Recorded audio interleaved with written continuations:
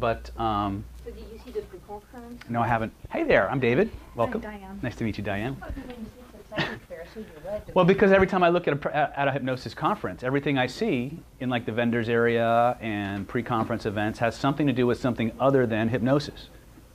You know? You since Gil passed away. Yeah. And it's not just ACHE. Oh, It's all of them. Even the IMDHA. You go in there and you start seeing stuff on reincarnation, and you start seeing stuff on psychic skills. And this is a hypnosis organization that prides itself on being a medical hypnosis organization. Now, I'm not saying that those things aren't therapeutic or that they can't be healthy, but if you're gonna espouse a certain kind of credential, and you should probably be true to that. Stick to what they do. Yeah. Which was with Gil and the first 2 years after he passed away. Mhm. Then there was a mixed match and a big difference Mhm. between president and this and that. Then Jean disappeared because he had problems with his health. Mhm. The office closed. It was a big drama for a while. Honestly, I don't know because I'm not sure being part of them changes what I do for work. Or No, it shouldn't. my life. Not at all. I don't know if I'm not if I'm Hmm. I don't know what it is. Yeah. I've always been curious about going to one of their conferences, but I'm usually so busy that I just don't have the time. I'm going to Hypno Thoughts Live in Vegas. I'm doing a bunch of presentations out there. It's in August in Vegas, no? No, it's actually in July. That's in July. Yeah. I'm going out there to do a 2-day post-conference. Okay. And I may be subbing for a lot of Brian David Phillips's talks because he's not coming out from Taiwan this year. So I'm doing one on conversational hypnosis. I'll be doing one on energy healing, or what I call speed healing, which is basically a synergy of hypnotic technique and energetics, which we'll be working a little bit with tonight. You've seen the spinning techniques that we do and stuff. Well, that's about as hybrid as it gets. Well, I'm glad this is good, and I know a lot of people go there, even just for financial reasons, because the hotel is very cheap. Mm-hmm. It's cheaper than. But we're going to be in Pasadena in September with like 104 degrees anyway, Mm-hmm. locked up in an aquarium hotel. I'm not really looking forward to that either. So I like it. I like it in Glendale, and I liked it earlier. Okay. I mean, I've trained with Gil since 1991. Mm-hmm. Pretty much till he passed away. I had him on the phone when I had a block recline. I would Mhm. talk to him. I would take his class. I worked with him. It was just Mm-hmm. the spirit stuff. Yes, well, that's usually, those things are usually cults of personality. I hate to use that word in the context of a hypnosis organization, but okay, it is 7 o'clock. Therefore, you're my little puppies now. You're here. So I'm just going to pull this up, whoop, and going to kind of get started a little bit. So I want to welcome everybody who came out tonight. My name is David Snyder. This is my clinic, Action Performance and Wellness, also Action Hypnotherapy. My wife, Dr. Dawn Liu, is our primary doctor of chiropractic. She's an acupuncturist as well. She's also got a PhD in biochemistry, and she's forgotten more about a lot of the things she studied than most of us will ever learn. A very, very brilliant woman, so I'm very happy to share a clinic with her. I'm also a licensed acupuncturist. I have a master's degree in acupuncture and Oriental medicine. I am a diplomate of Oriental medicine also with the National Accreditation, or National Association of Acupuncture and Oriental Medicine. It's a national degree. I'm a licensed, well, I don't know licensed, but I'm certified Reiki master teacher. I've been a Reiki master since the early 90s, before it was even cool, you know. I've been studying, I'm also a certified pranic healer, certified pranic psychotherapist. I'm a certified advanced DNA theta healer, if you guys are familiar with theta healing at all. If not, we'll talk about those different models of energy healing. I've been studying Hermetic sciences, which is literally the art and science of magic as it relates to how natural phenomena interacts with quantum physics and metaphysics. Okay, if we were to actually to peel back the surface layers of everything to do with energy healing or psychic this or psychic that, what will we be left with when we get to a functional level would literally be different variations of the natural laws of physics. Those laws were documented thousands and thousands of years ago by a person or an entity we know as Hermes Trismegistus, aka Hermes the Thrice Great. Some equate him with the Egyptian god Thoth, who invented writing. But nobody really knows much about him or that persona. But if you've heard of if you've ever heard of something called The Secret or the Law of Attraction, then what you've got is a very modernized, watered down, and diluted version of what was known as the Tabula Smaragdina, the Emerald Tablet of Hermes, okay, which outlined a set of basic principles upon which our universe works. Once you understand the principles, then you can start to look at any discipline, whether it's spiritual, yogic, martial, qigong, and you start to, and you can see analogs between what they're doing with one another, but also in terms of quantum physics, in terms of the laws of physics. Come on in. I'm David. David, welcome. Have a seat. Make yourself at home. And so, one of the things that anywhere's fine. They're not taken. One of the things that NLP taught me, which how many people know what NLP is? If you don't know, okay. If you don't know, NLP stands for neuro-linguistic programming. It's literally the study of how your nervous system creates meaning out of the information that's being taken in through your five senses. It is, the technical term is the study of the structure of subjective human experience.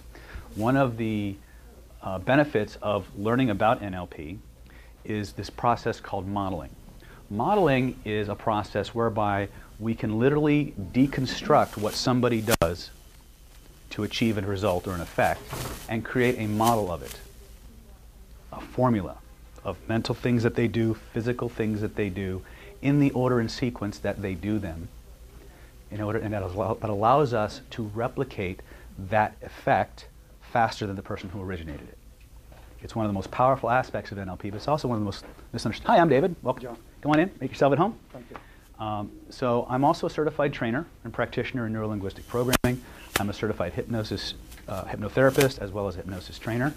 I've authored at least 15 different programs on various aspects of influence, from conversational hypnosis to energetic influence.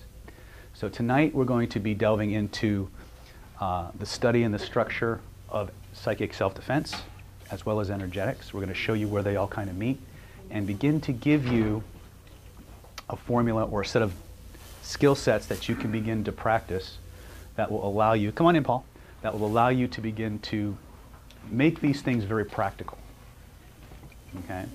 And that's really kind of what I'm all about. I'm not about, I started in the New Age white light community, okay? I had my share of Pleiadians and reptiles and this, that, you know, I zap people's auras with, you know, get the Pleiadians out of their aura and all that. I've been there. Okay, I started on the fringe, I worked towards mainstream, now I'm somewhere in the middle. But at the end of the day is if all you want to do is bliss out, this is probably not the right class for you, okay? But if you want to actually be effective, if you want to develop a set of skills that allow you to exert influence on many levels simultaneously, to start to create in your life this, I hate to use this word, but an aura around you that literally changes the probability of your world. In other words, things just start to happen without you actually having to do anything. That's we call that empty-handed magic. That is the end goal of a lot of the skill sets that we'll be introducing you to tonight. If this is the scope of what we can do, we have time to cover this. Okay, so my promise to you is this. I will give you as much as I can in the time we have, and make sure you got it. And if you want to go for more, come on in, make yourself at home. I will point you in the right direction. Is that fair? Okay. The other thing I want to warn you about is this is not, if you came here expecting to sit back, take notes, and just soak it all in, we're going to get up, we're going to do things, we're going to experience things. Is that okay? All right. All right, we're running out of chairs. Uh-oh. Make yourselves at home. Okay. Do we have any folding chairs? We're going to need more chairs, yeah. Okay. So, that being said, since this is a pretty intimate group, if you've seen some of my videos on YouTube, you notice that we usually have 60 to 70 people in a room now.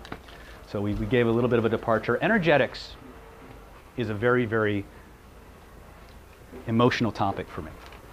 Okay, whether you consider it luck or karma or whatever, but I had a lot of experiences at a very early age And I was able to do things at a very young age, probably long before I should have been able to do them. And I was basically a kid in a candy store with a lot of abilities that we aspire to, right? And things happened to me because nobody was there to teach me, if you do this, this is going to happen. Okay? And so I wound up developing a lot of abilities, but I also had a lot of stuff come my way as a result. Okay? So I decided many years ago that I wasn't going to teach this stuff. And I kept that promise for a good 20 years. But the deeper and deeper I got into my study of hypnotherapy, of working with, come on in, Cindy, of working with different aspects of people and their problems. My specialty here at the clinic, by the way, there's a seat right there. My specialty here at the clinic, by the way, is treating physiological illness that has as its root repressed emotion. Okay? I work with tumors, I work with multiple sclerosis, I work with, you know, we've dealt with everything from hysterical paralysis to transplanted organs rebelling against their donors to pain that just won't go away. All these different things. And one of the things that we discover often and not is that whether you're coming here for acupuncture, whether you're coming here for chiropractic, soft tissue, whatever it is, if at some point you reach a level of diminishing returns, either right away, either you treat something and it just comes back, or you treat it, it goes away, or it doesn't just move it. There's no movement at all. More often than not, there's an emotional basis to it. And it's important to understand what I call the three-part formula. Anytime you're dealing with an issue, there will be a somatic component, there will be an energetic component, and there will be an emotional component.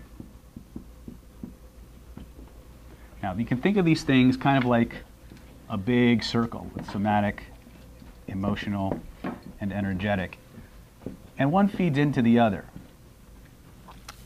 And depending on where the sticking point is, that's what we're going to address. A lot of alternative healers bag on Western medicine because they say, well, Western medicine only treats the symptom. They're just going to go in and cut it out, and it's not really going to solve the problem. You'll hear acupuncturists say that a lot. You'll hear hypnotists say that a lot. Okay? And to some degree, they're correct.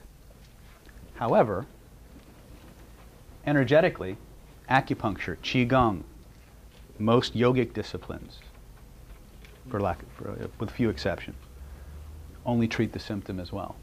What do I mean by that? Most physiological problems are caused by an energetic imbalance. Pretty much everybody in this room has heard that, right? When you have a problem in the body, it's because energy isn't going, too much energy is going to where it's not supposed to, or not enough is going to where it needs to be, right? But the question becomes, why? Why is it not going there? Why is it if I can take an acupuncture, if someone's coming to me with a physical pain or disease, why is it I can go in with an acupuncture needle and in a couple of treatments rebalance the energy and it goes away, but a few days later it comes back and it keeps coming back? Because the energy is being generated by emotion. In Chinese medicine, we talk about two categories of pathogens. We talk about external pathogens, heat, cold, wind, dampness, dryness. I think dryness is one of them, okay? External pathogens, things that invade the body from the outside, okay? Psychic attack falls into that as well. However, as we get into the psychic attack portion of this, you'll see how this all starts to fit together. But Chinese medicine also identifies 5 internal pathogens, and they're all emotional. Hate, anger, joy, fear, anxiety, sadness. Okay? These are all emotional characteristics that pertain to the organs. Now, an acupuncturist, a Chinese medical practitioner, will treat depression pretty much the same way as if you had a problem with your liver. If you had a physiological problem with your liver like cirrhosis or something odd, the Chinese didn't really make a distinction between the physiological organ and the emotional expressions of a disharmony in that. So they would treat a lot of the same meridians, a lot of the same points. Does that make sense? What we want to understand, though, is how this all fits together. We want to see the big picture first. Does that make sense? In order for you to contract something from the outside, there has to be a corresponding element inside of you. A weakness, a window, something, an aperture for that attack to enter the body. Does that make sense? So when it comes to things like psychic attack, psychic self-defense, the first thing we got to do is we got to clean up our own shit. Okay? It's the emotional parts of us, what's lurking at the unconscious level, the things we're refusing to deal with, that create the windows for entities, entity being wind or somebody thinking hateful thoughts at us, either just randomly or with deliberate intention to take root inside of us. How many people have ever heard of something called Huna? Okay. Huna is a metaphysical system, a psycho-spiritual system developed and practiced in ancient Polynesia, ancient Hawaii. Very, very powerful system. Very, very similar in some ways to a lot of the voodoo or hoodoo rituals. And the Hunas had something called the death prayer. And these kahunas would create these energetically programmed thought forms, little entities. We'll talk about those.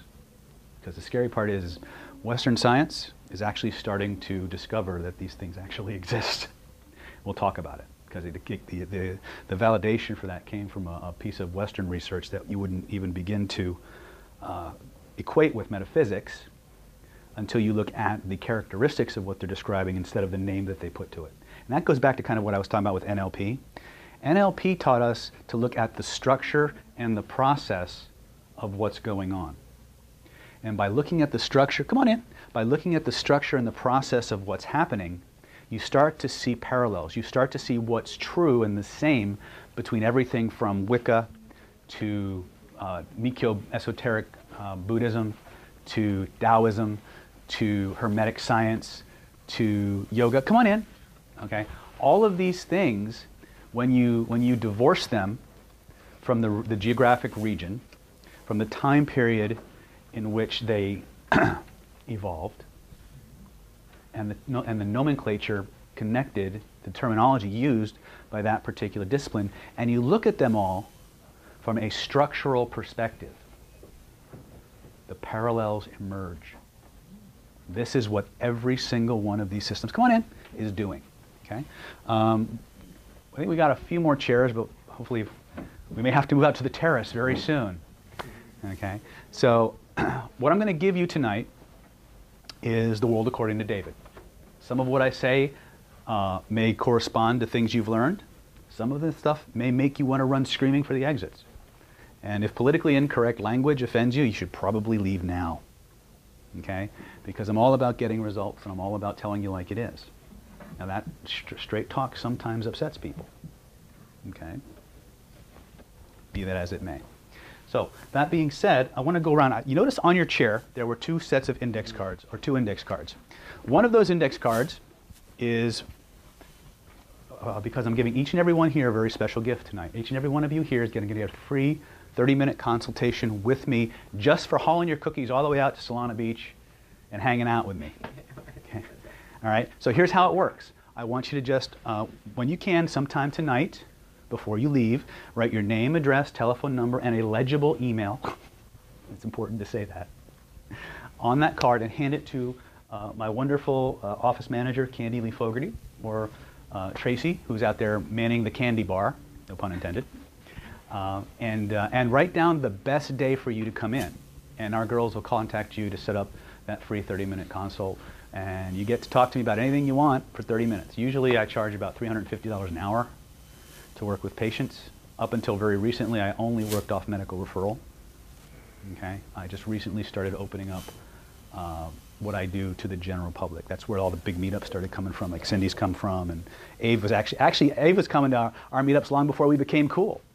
You know, so be that as it may.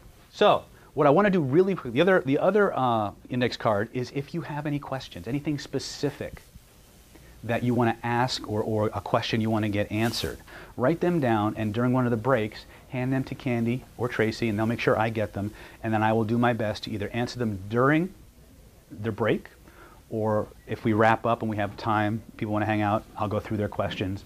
And if I haven't answered them already during the course of the training, we'll go through that way, okay? And if that doesn't work, then I'll answer them in email. I'll just post it to the meetup board, and we'll do whatever we can, okay? One of the reasons that I do have an evil agenda, by the way. One of the reasons I do these meetups is because a lot of the students that I have don't live anywhere near San Diego. I have thousands of students all over the world, and they love watching what I do to you guys.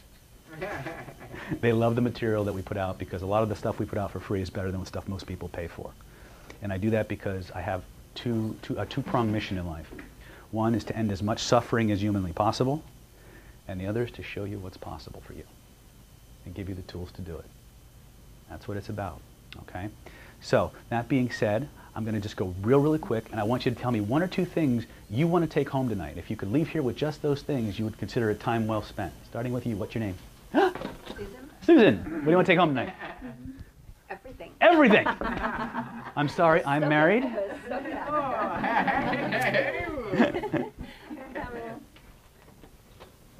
And just discovering more about the energetics and all that.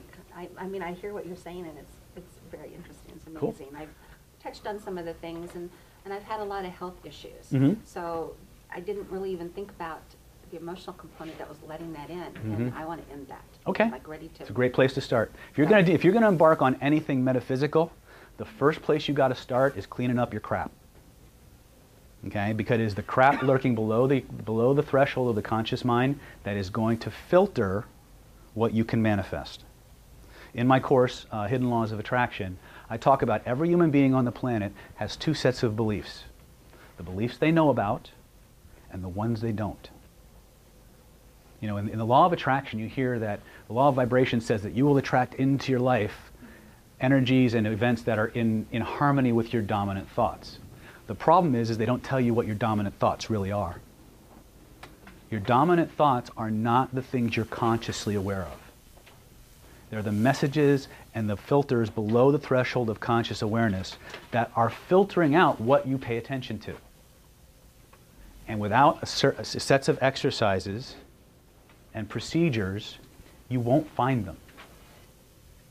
You won't find them. Short of someone with the stature of Moses coming along and whacking you over the head with his staff and putting, the Word of God directly into your head, which happens. There are people in this world who are very gifted that way. Most of them can't balance their checkbook, but there's a price to pay for everything, right? But those things do happen.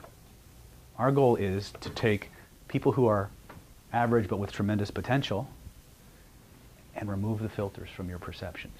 To do it in such a way that you can begin to become more and more aware of the world that's all around you. You see, we don't really manifest anything. It's already here. We just have to reveal it. I also study Kabbalah, by the way. I've been studying Kabbalah also since the early 90s, before Madonna made it cool. So I'm very much a prima donna.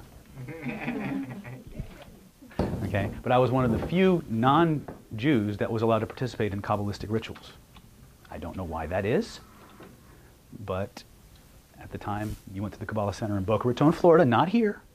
Wasn't here, it was on the other coast. It was very weird. I was the only guy who showed up. They needed like a certain number of people for the service. I don't even remember what the service was. And they had like 11 and me. I was like, and Shoal looked at him, everybody else was like freaking out. He's supposed to be here. And so there I was, right? I do believe in reincarnation, although you won't hear me talk a lot about it in this particular training, because whether you believe in reincarnation, past lives, all that good stuff, doesn't matter. It's a phenomena.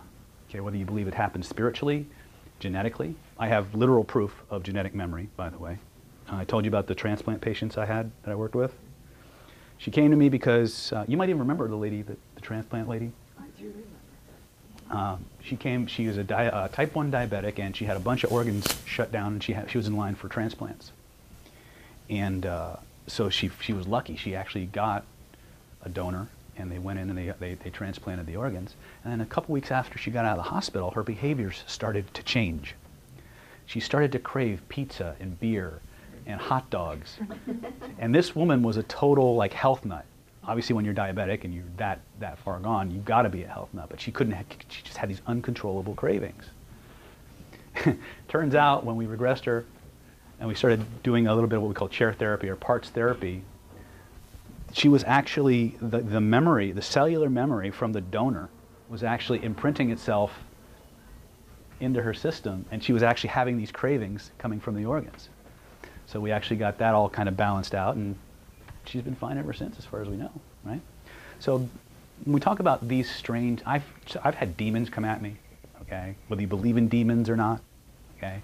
When you're a hypnotist, weird shit happens, okay? You get people, I mean, to go the other direction, I don't want to freak anybody out, to go the other direction, you know, you have somebody come at you who has a little bit of a fear of doing a backflip because they want to try out for this cheerleading squad, and you regress them to cause, and all of a sudden they're being molested by somebody, because the reason people come to you as a hypnotist is never the reason they tell you, because they don't actually know why they're there. In hypnosis, we call that the presenting problem. There's a filter, there's a veil between, think of it like a firewall, between the conscious mind and the unconscious mind. And even though what's below that, on the other side of that firewall, is active and it's driving our behaviors and the way we look at the world, that firewall keeps us from realizing that's the driving force. We'll come up with an analog consciously to justify us taking certain actions, to put us in certain places at certain times. But the reason we're there is almost never consciously why we're there. Does that make sense? Okay. So, you want to work on emotional stuff? How about you? What's your name? Valerie. Hi, Valerie. Hi. You look familiar. Have you been to one of my meetups before? No, I haven't. Okay. Well, I have a lot of issues resulting from like very toxic childhood. Okay. So, I'd like to learn how to like, you know, make breakthroughs, I guess. Okay. How would you define a breakthrough? Changing, like, you know, limiting behaviors, Okay. I guess, and beliefs. Okay. Excellent. Good place to start. What's your name, sir? John, I don't know. I've heard about energy. Uh-huh. I don't know what I'm going to get out of this. What would you I'm like just to get out of it? curious. Like, you're just curious? Because I've gone into Qigong Mm-hmm. through yoga, Mm-hmm. laughter yoga, and things like that. Oh, okay. Through Hi there. Through Chopra Center, Okay. and Qigong is a very interesting energy related, how you open up your block, how Mhm. channels are open up and the blocks are taken out. Mm-hmm. And so this energy thing is, I'm pretty curious about it. You seem a little bit more than curious. I really want to know. Okay. What it is. Okay. Well, we're going to start with having a physical. How many people here have never felt their own energy? Raise your hands. Oh, we got a very educated. You've never felt your own energy? Okay. Well, we'll start there. Jury, what do you want to take home tonight?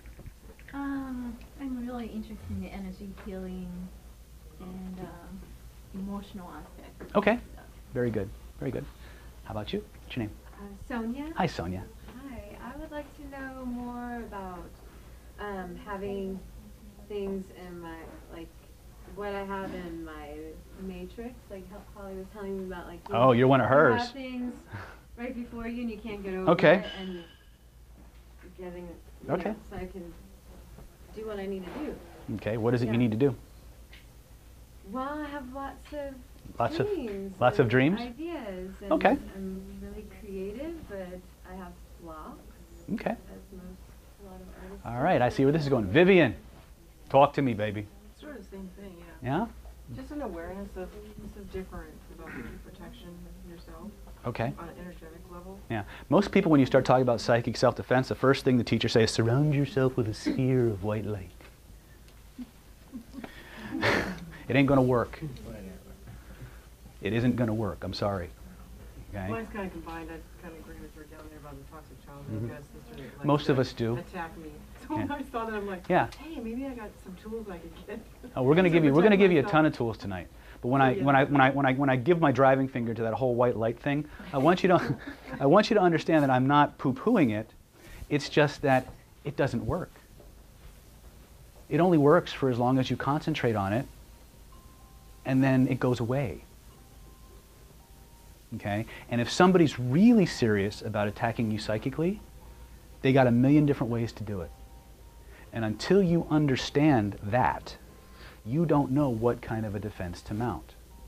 There's really two things that we need to start working on if we want to protect ourselves. Three things. If we want to really protect ourselves against psychic attack. A, understand what the hell a psychic attack actually is. Being able to recognize them. Okay? Remember that most psychic attacks, and by the way, you're attacked psychically hundreds of times a day. It's just most of it is completely random and unintentional, and it's just happening. Okay? But then as you go further up the scale, you get into different types of influence. I'm an influence teacher. That's what I do. I teach people how to influence themselves and others on global scales, as well as on personal scales. Yes? Could you define psychic attack? Well, that's where we're going next. How do we define a psychic attack? Right? How do we define it? What is it? In Vivian, in your world, what's a psychic attack? I think it's a negativity. Somebody's thinking negative towards you or about you. Okay. That's my guess. And how does that attack you? You just get that negative energy from that person. You can feel it. You can feel it. Yeah. So a psychic attack has a feeling to it, doesn't it? Right? Makes you feel icky, right? Could there be forms of psychic attack that make you feel good? But we don't resist those, right? See, the world of psychic influence is a very, very, first of all, it's laced with people who are just fake, charlatans, this, that, and the other thing. It's also the world of, if there were a place where covert hypnosis was running rampant, it would be in the New Age and energetic community. Because you cannot do energetics of any kind without altering your consciousness. Does that make sense? Anytime you watch a commercial, you're under psychic attack. Anytime you read an advertisement, you are under psychic attack. Somebody out there is seeking to influence you without your awareness, or sometimes with your awareness, but without your permission. Whatever their agenda is, whether it's to help you or not, any form of unwanted influence is a psychic attack. Period. Now, that being said, we can't move through the world walling ourselves in and afraid of every little form of influence that's thrown at us.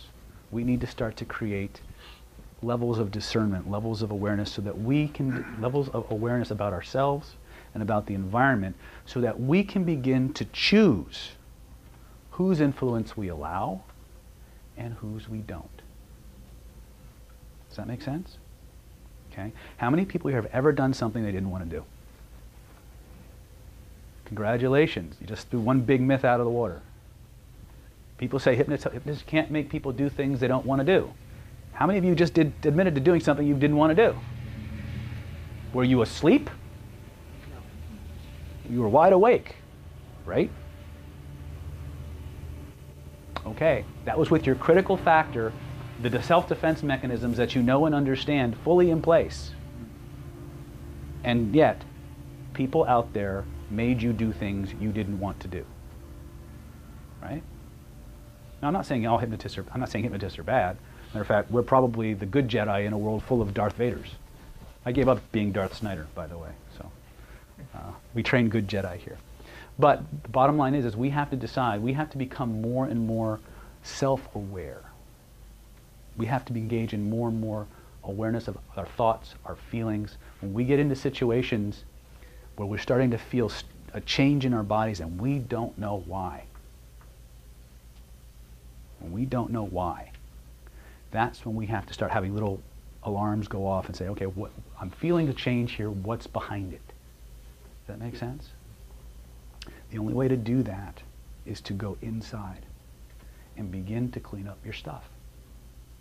Because as you recognize your stuff, you will start to recognize it in the people around you. Because the people who are really good at influencing you psychically, whether it's through their words, through their intentions, through their gestures, or some combination, are somehow tapping into and are drawn into your sphere, into your presence, by the unique vibrational signature your conscious and unconscious mind are sending off. In other words, the thoughts you think, the beliefs you have a feel, have a frequency to them. And there are people who can tap into that, either visually. If you ask a mugger, a lifelong criminal, to look at the body language of people on a random video, they will tell you who the best victims are in seconds, just by their body language. But there's also this uncanny predatorial sense about them that tells them who's good, who's a good target and who's not. So we want to take ourselves off the menu. We start by identifying, A, who we are, what our values are, and how we know we're getting them, and then screening everybody who doesn't match. Does that make sense? When I talk about a value, there's an emotion. If I were to say, Vivian, what's something you absolutely cannot live without in your life? Honor, freedom, security. What would one of those be? Something that, like, some people, first thing that most people say is like honesty or safety or freedom. What would be one of yours? That's a hard one. First thing that comes to mind. Yeah, honesty's a good one. Honesty, all right? So, how do we know? See, if I were to say Vivian values honesty, that's a building block of her identity. If she found out somebody in her life was being dishonest by her standards, what would you do? I'll get irritated. You get irritated? Yeah. All right. Most people cannot go against their deeply held values. By the way, this is how you get people to do things you want them to do or don't want to do. People cannot go against their most deeply held values without experiencing intense emotional pain. If I link the things that are most important to you in your world to the things I want you to do, and I demonstrate that connection throughout the entire process, you will pretty much do what I want you to do out of default. Okay? So, and there are very, very powerful, well-funded agencies out there who know this too. And they're highly invested in learning how to do this to you. Question? Just scratching your ear. Okay. So this first thing you want to do is inventory your values. What's important to you that you absolutely have to have in life? And by the way, these can be context dependent a little bit. So if you're talking about relationships, do we ever get psychically manipulated in a relationship? You betcha. How about in our professional life? Right? Our values can change a little bit as the context changes. So we need to know who we are in those contexts, because those emotional building blocks create psychic leverage. When people get conned, the con men are zeroing in on specific personality characteristics, and they're targeting the thing that person's psychic Achilles heel. The thing that once you touch them on that spot, they want it so much, or they're so afraid of it, that their critical factor shuts down. Okay, do you guys know what I mean when I say critical factor? For those of you who don't, there's a filtering mechanism, aka connected directly to your conscious mind, that decides what information gets into your brain and what doesn't. Okay?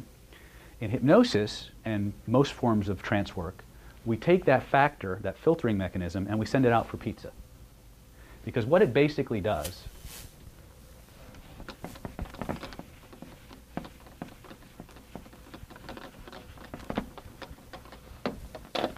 let's say this is your brain on David, okay? And let's say there's this little aperture right here, and information's coming in through this little aperture. Maybe it's your third eye, I don't know, right? But there's this little guy here, or girl, kind of like a bouncer outside a bar, you know, the ones who decide if you're dressed good enough to get in, right? And in here is this little filing cabinet, and it's full of positive things, and it's got negative things.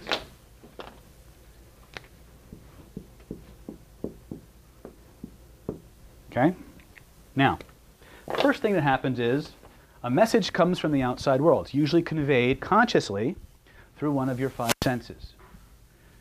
I can inject information proprioceptively to outside of conscious awareness. We'll get to that. Okay? Let's say that a message comes in that says, David, you are in fact a flaming butthead. Butthead being a technical term. First thing that happens is this little guy here goes, David's a flaming butthead? Hey, Mario!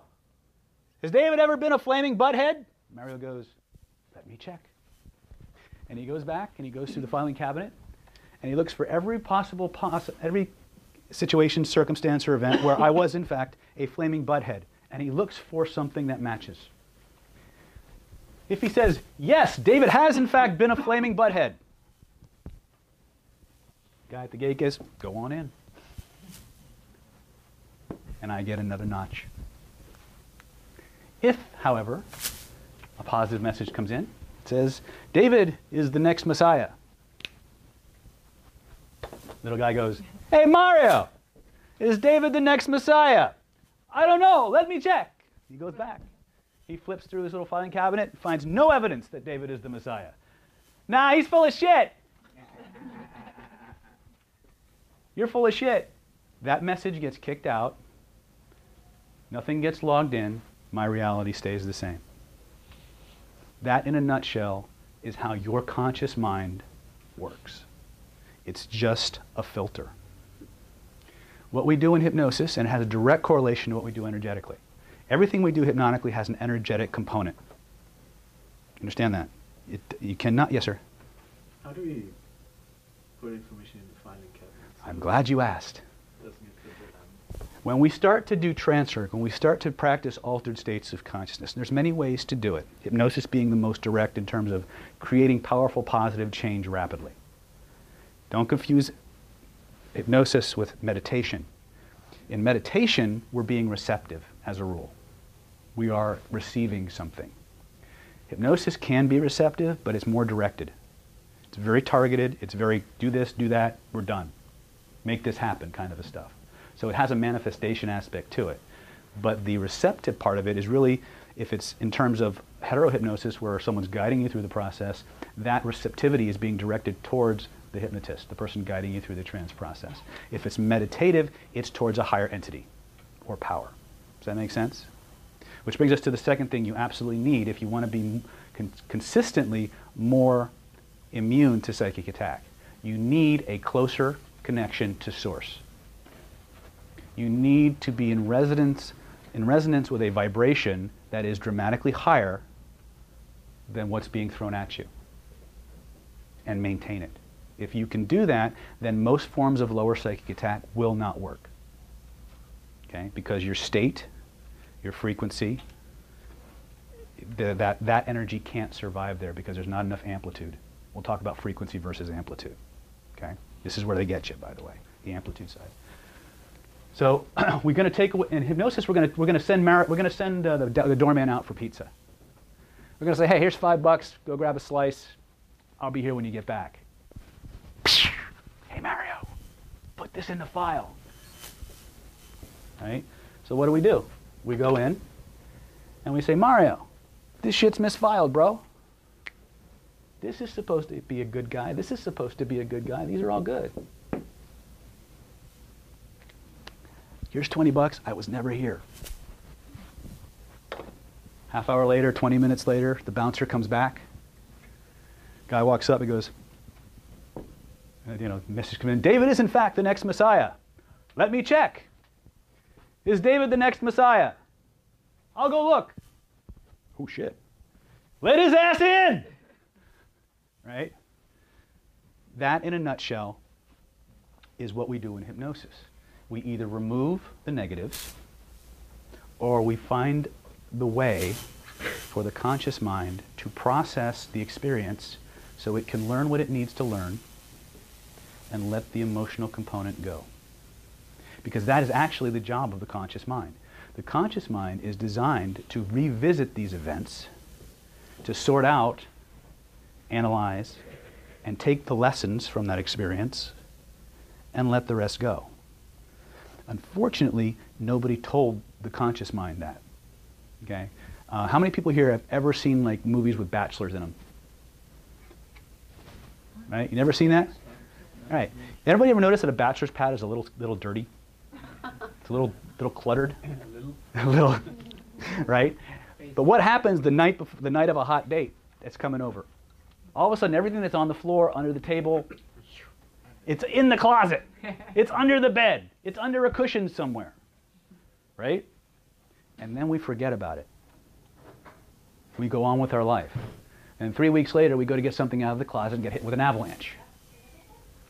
That's a literal representation of what your conscious, unconscious mind does with unresolved emotional issues. That behavior is adaptive. It was designed when we were running with the cavemen. It was designed so that if I'm scolding my child for leaving the camp, that I wasn't still scolding him or her when the Tyrannosaurus Rex came out of the woods and tried to eat us. It gave me the ability to stop thinking about this for a moment and deal with the more immediate problem. The problem is we forget to go back and revisit, mostly because of our culture. Okay? How many people here have ever been driving along on a bright Sunday morning, happy as a clam, maybe your favorite song's playing on the radio, and then a shitty memory from when you were 7 pops out of nowhere? True? Not true? Ever happened? This means yes, this means no? Okay?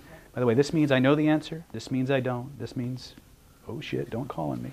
Right? What happened there? Well, what happened is your unconscious mind is a repository for unresolved stuff. It's the dominant thoughts you didn't know you had. There's an emotional energy, an emotional amplitude connected to those experiences that is changing how you perceive the world. And what it's doing, it's holding that stuff either in abeyance in the brain or somewhere in the body, especially in the body. And what it's doing is it's waiting for a chance to get your attention. And so you're cruising along happy as a clam, not doing anything consciously, and it goes, hey, he's not doing anything. Maybe we can finally deal with this, right? But what happens? The minute that thing comes up, we don't want to think about it. We don't want to explore it. We don't want to analyze it and judge it and pull it apart and figure out what did I really actually learn from this. We don't do that. We go, ah, shit, I don't want to think about that. It's a nice day. Well, guess what? For every unit of energy you're trying to repress, you need an equal amount of energy to keep it down there. Eventually, that energetic mass takes on a physical mass. And now we have illness. Now we're back to that circle of body, energy, and emotion that we started with. Make sense now? So you can't do good energetics without good consciousness control. One of the fastest ways that we can control our consciousness is two things. Both are physiological. Has nothing to do with what you believe. The breathing patterns that you use and the physiology that you hold. Okay? In Qigong, they have all of these different postures, right? Well, for those of you if you've been to some of my attraction meetups and things like that, you've heard me talk about a woman named Amanda Cuddy. I think is it Amanda or Ann? I can't remember. Amy Cuddy, who talks about this thing called postures of power. They finally got around to validating what the ancients have been teaching for hundreds of years, not thousands, and what I've been teaching for the last 10, is that the physiology, the posture, and the breathing patterns that you hold change your emotional state. To the point that if you hold the posture long enough and strong enough, you can't feel bad. You literally can't do it. We're going to play with that right now. Everybody stand up. Okay? And would you guys rather do this out on the terrace where there's candy and fresh air? Why don't we go out there? Can you grab the video camera, Candy, and bring it out here?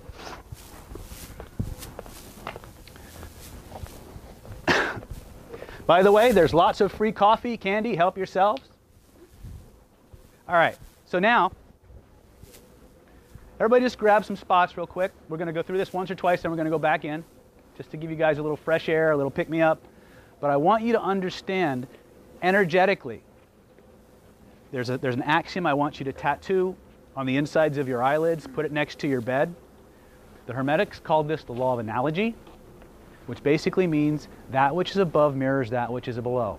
There is nothing, can I use you for a minute, Jury? Yeah. Come on over here. There is nothing that your body does somatically that doesn't have an analog emotionally, energetically, and cognitively. Okay? Actually, let me use her. Okay. Come here, Holly. Yeah. Hold on to the Twix. Remember this drill? Okay. Just be a puppet. Okay? Yeah, I don't want you to try and do anything. What I'm going to do now is I'm just going to extend my consciousness, my awareness, proprioceptively, into her body. Now, she's not going to fight me. It's not like a push hands contest. But all I'm going to do is make her sit down. I'm literally going to take control of her body by not actually controlling her body, but actually changing my body.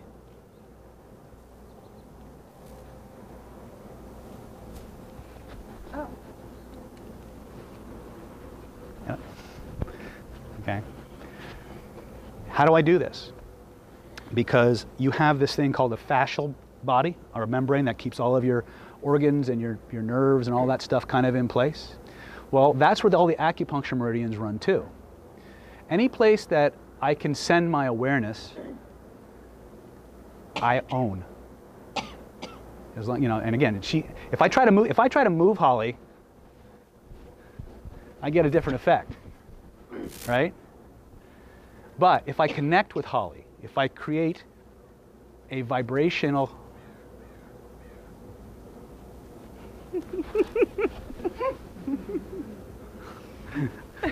Thank you, Holly. Okay, so weird stuff, right? I could do this to all of you.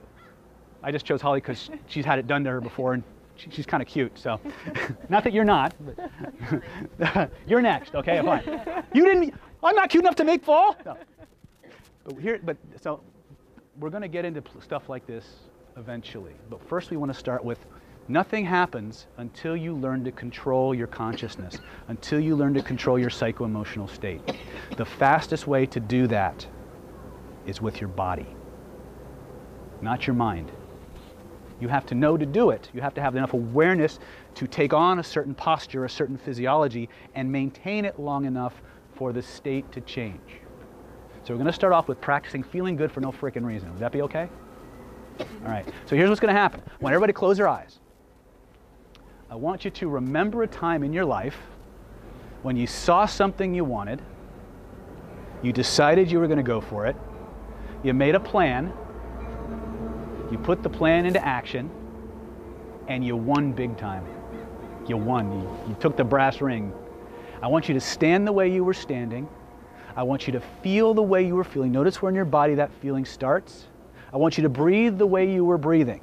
Just fully immerse yourself in it. Become aware of how you're standing, how you're breathing, how you're utilizing the space around you. While holding that physiology, while holding that breathing pattern, while keeping your body exactly the same, try to feel bad. Notice what happens. Now, open your eyes, look up here. Think about what you had for breakfast yesterday. That's enough? Okay. It's called a state break. Now what I want you to do, for this one, I want you to look the other way because I don't want your asses looking at me when you go this way. All right? So here's what you're going to do. Here's what you're going to do. You're going to think of a time when you were less than happy. Something didn't work out the way you planned. Don't look at me. And I want you to take on that physiology. Stand the way you were standing. Breathe the way you were breathing. Let those feelings come back to a certain degree. Now, once you know you've got it, without changing anything, try to feel good. Now, here's the fun part. I want you to shift your body back to that physiology of victory when you were feeling absolutely unstoppable. Try to hold on to the negative feeling, but shift your body back to the positive posture, the positive breathing. And notice what begins to happen.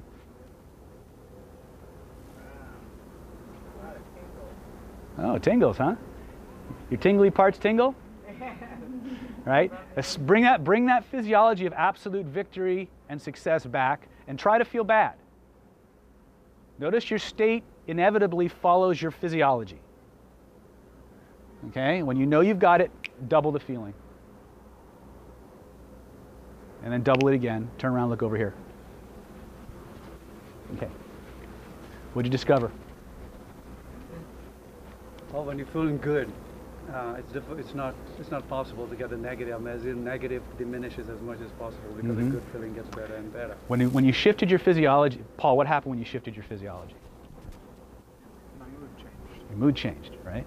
What happened? Dissipated, right? Congratulations, you've just learned how to defend yourself against 90% of all psychic attack. All you have to do is change your body. And your emotional state changes. The way you perceive reality has to change. Therefore, you become much harder to influence. Remember, the reason for a psychic attack is to get you to do something that somebody wants you to do. The fastest way to get you to do something is to put you in an emotional state that the behaviors resulting from it is the natural byproduct. If I want to, what's your name again? Chris. If I want to get Chris to do something, most of you guys are guilty of this. How many guys here have ever tried to get a woman to go out with them by giving them all the facts and figures about their life? The guys won't admit it, but the girls are like, yeah. Have you ever tried to reason a woman into going out with you? You notice it probably didn't work. Right? However, if you make a woman feel a certain way around you, she decides on her own to go out with you. It's just a question of when you'll get around to asking. She's already made the decision. You're just waiting for you to act on it. Right? You will never, never, never change somebody's mind by giving them facts and figures. Ultimately. That's the hard way to do things. If you want to change somebody's mind, including your own, change the way you feel. Change the emotional states you're currently living in, and everything about how you make decisions will change. Okay? Let's go inside. We'll take a 5-minute potty break, grab some candy, grab some coffee. We got lots more to do. A little chilly out here for some of you. Yeah.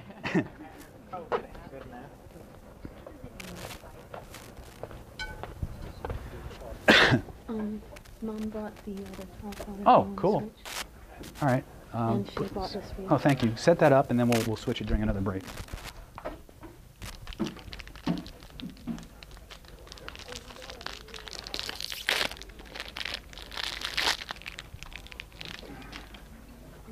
Cool, cool.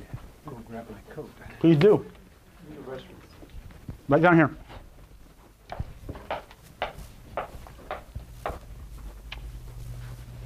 Men's is there, women's is here. Thank you. Mm-hmm.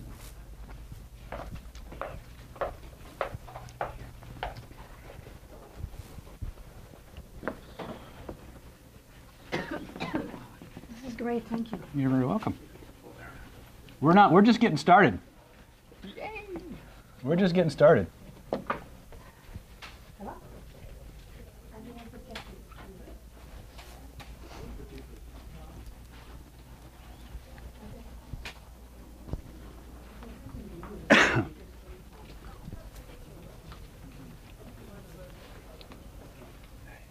No problem. Make yourselves at home, ladies and gentlemen. I'll get the whiteboard out of your way.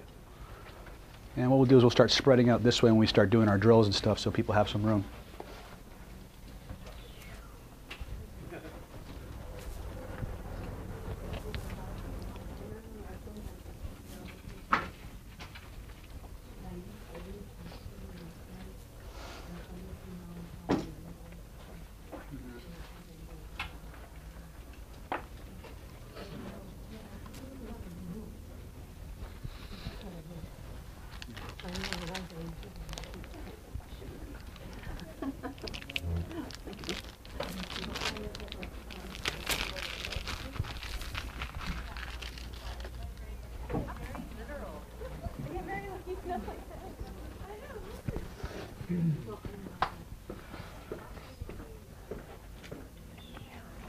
Boy, I hope I bought enough candy. This is one of the reasons that I bought candy was because when you start doing energy work, you ever notice that a lot of energy workers tend to be a little overweight? Blood sugar and a lot of energy work, if you don't have a healthy diet, you can get worse, but energy work tends to burn blood sugar. It tends because you're transducing different frequencies of energy. So you're using your body in a very, very different way. It tends to go right to your blood sugar first. So we try to feed as much glucose into the system as we can, because glucose, along with sleep, are the two fundamental building blocks of your willpower. I don't know if you guys knew that or not. Glucose and sleep. If you want to follow up on that line of study, there's a book called Willpower by Roy Baumeister. Highly recommend you pick it up, because you have to remember something. When the conscious mind, the critical factor, goes away, you default to automated hedonistic behaviors. You become more and more of an animal and less of a Homo sapiens. If I take glucose, I'm not going to sleep. I'm going to be up the hawk Mhm. tonight. Whoops, it's all right. We'll fix it. Things happen. That's why we hire a cleaning crew. Here's some tissues. I could go to the bathroom and get. Yeah, you can. Oh, except they're blocking the road. Oh no! Yeah, right. Come on in. Oh, I'll move this out of your way. Would you guys feel more comfortable in this section or that section? Okay. I don't know. We're working it out. But, so yeah, glucose is important, especially if you're going to play with altered state work.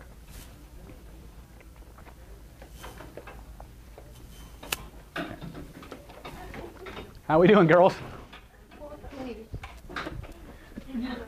All righty then. You guys are killing each other back here. Trying to take me out. All right. I'll save the willpower talk till everybody's back. By the way, does anybody have any questions that they want to hand in or anything? This means yes, this means no. No question. But the exercise was extremely interesting for me because I went into a posture that I do often and I never realized it. Mm-hmm. Because I've had people who mention to me, what is that story with you with that posture with your foot put in that situation? Mm-hmm. And I said, well, I don't know, but when you said you needed to be in this positive way, There it was, right? right away. These And I things said, are happening "Oh, all the time. They're just that's what outside I'm of our. doing." Yeah, these things are. Sorry, these things are happening all the time, guys. It's just outside of our conscious awareness. Remember, I said you have to have more self-awareness. Anything outside of your awareness is outside of your control. The fact that you're interested in psychic influence, the fact that you're interested in energetics, means that there's a part of you that understands this already and is looking for ways to become more aware. All right? Now, maybe it's so you can avoid a certain thing or attract or get a certain outcome. That's not relevant to me. My job is to help you get it, no matter what. I don't pass judgment on what you want to use them for. I just hope you use it with a little bit of sanity, right? Because karma is a bitch. I've met her, right? But it works both ways. You can go through the world getting everything you want by making everyone around you feel absolutely wonderful and helping them get whatever they want. You can be the good Jedi. But it takes practice. It takes work. When you first start this kind of a process, it may be 10 units of effort gets you 1 ounce of return. That's just the formula. The longer you do it, after a while, all of a sudden, you put in 1 ounce of 1 unit of effort or energy, you get 1 unit of return. Then all of a sudden, the formula starts to invert. For every 1 unit of energy or effort you put out, you get 2 units of return. And then 3. And then all of a sudden, things just start happening. Now, each of you are going to go through that bell curve at different rates, to the degree that you've done this work in past, in other areas, and that you apply it. Okay? But that's the process. I can tell you story after story after story, but we'd be here all night and we wouldn't get anything done, except you'd be very entertained. And I'd feel really good about myself, but that wouldn't help. All right, I'm going to close this, but if anybody wants more stuff during one of our breaks or whatever, oops, I didn't see that. All right, are we rolling, guys? All right, so remember I talked about at the beginning of our process, I talked about thought forms. I talked about how in ancient metaphysics, pardon me while I chew. In ancient metaphysics, they talked about thought forms, these energetically programmed packets of energy that could be sent out to do things. And I'm not going to wax metaphysical, but I'm going to give you a set of descriptions, and I just want you to file it where you think it'll do the most good. How many people here have heard of a guy named Ekman? Okay, you have. If you've been to my meetups, you've heard me talk about Paul Ekman. If not, go to paulekman.com. Ekman wrote a book. He also co-wrote a book with the Dalai Lama, by the way. But the book I'm referring to is called Emotions Revealed.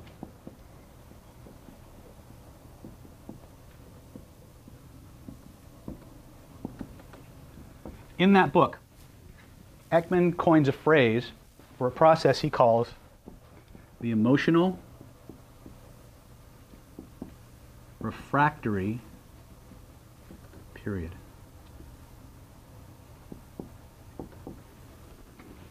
Now, when I say refractory period, most people don't think of emotions. Okay, if you've done any kind of performance enhancement work, there's a certain, in a sexual context, there's a certain thing called a refractory period, which is that period of time after an orgasm or climax where you're kind of not functional for a while. You have to calm down, regroup. A little bit different, but along the same lines. When you have an emotional shift, there's a part of your brain, you could consider it part of your critical factor or some other part, but the behavior is what we're talking about. We don't really care what part of the brain it's isolated in at this point. But what happens is, when you have an emotional shift, you never have a 10-second warning that you're about to get an emotional state change. You don't get the, warning, warning, you're about to get pissed off. It doesn't happen, right? Something happens, you get pissed off, 10 seconds later you realize you're pissed off, right? By that time it's too late. What's literally happened in those moments is how you view the world, how you process reality has irrevocably shifted for the time that you were in that state. What Ekman discovered was that whenever we have an emotional state, the body, without your permission, without your awareness of it, will start to change how you perceive reality. It will start to consciously cause you to focus only on the elements of the situation, context, or interaction that reinforce or re-trigger the emotional state you're already in. So if I want you to decide something really in my favor, the fastest way for me to do it, depending on what it is I want you to do, is either make you feel really, really good or really, really bad. And then present the information to you. And you will process that information differently than if you were, and the fact, that could be the exact same facts. You will pay attention only to the facts in my story, only to the elements in my story that reinforce the feeling you're having. Okay? That's how we work. Right? Kids instinctively know this. When they come home, when they want something from mommy and daddy, they go to the other parent, they go, is dad in a good mood? Right? Because part of them already knows that if dad's in a good mood, I'm more likely to get what I want. Right? Guys, we know this. Women, ladies, we know this. When the guy brings you flowers, you know he's trying to make you feel good. You know he's got an agenda. You don't care. Right? You're wary of it. But even though you know what he's trying to do, there's still a part of you that feels good, and it's not so bad. It's not so manipulative. Until he does something stupid later on in the date, right? Which is usually what happens. When I teach the 7 stages of what I call the mating dance, which is the 7 stages of body language that men and women go through on the way from stranger to intimacy, men inevitably screw it up. Because there's only 2 places in the, there's only 2 places in the whole process that a man actually has to do something. Everything else is just copying what the woman does. And they screw it up.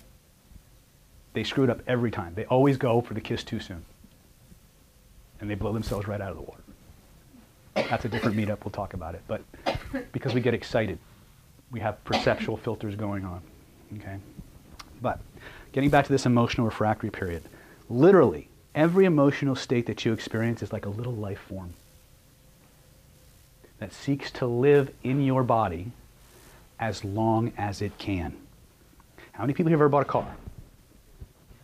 Right? And researched it really well. Right? And you go and you buy the car, you're driving it home, and everybody bought the same fucking car on the same day, in the same color. What's that about? It's a cosmic conspiracy. Right? The 100th monkey ad nauseum. No. Certain perceptual filters were in place. That perceptual set of filters wants to maintain itself as long as it can. So it pulls your attention to every aspect of your environment that can reinforce or re-trigger the state you're in. Anybody here ever been in an argument with somebody? I should see every freaking hand on this one. Self-denial is not a good thing for personal evolution. You're going to argue with your cat maybe if you don't live with anybody? You know what? It's when the cat starts arguing back, that's when we got problems. But my point is, how many people here have ever been in an argument with somebody? Maybe it was heated, maybe it was usually there's some emotion involved. You resolve it. And then for the next 10, 15, 20 minutes, however long it is, anything you say pisses them off again. Yeah. Right? Whatever you say, they take it in the worst possible frickin' way. Why? Because they're still in their refractory period. They're still processing the world through that set of filters.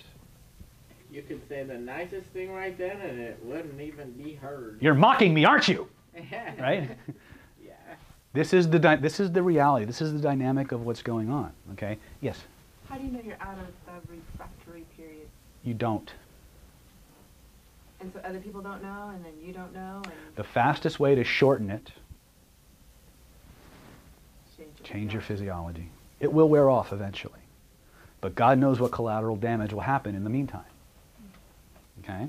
Now, Reckon they are too. the more glucose, blood sugar, and sleep that you have, the better emotional control you have.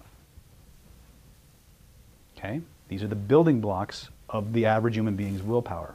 It becomes very important in the work that we're going to be doing.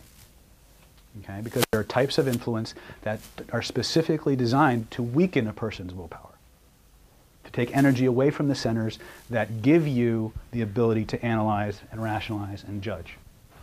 And there's other kinds of influence where we can go the other way, that don't do those kinds of things. That's a 400-level course. Okay? But they are possible. I do teach them. Okay? But again, I'm very, very cautious about who I give that kind of stuff to. Does that make sense? I have to be. I am also trained as a remote viewer, for those of you who don't know.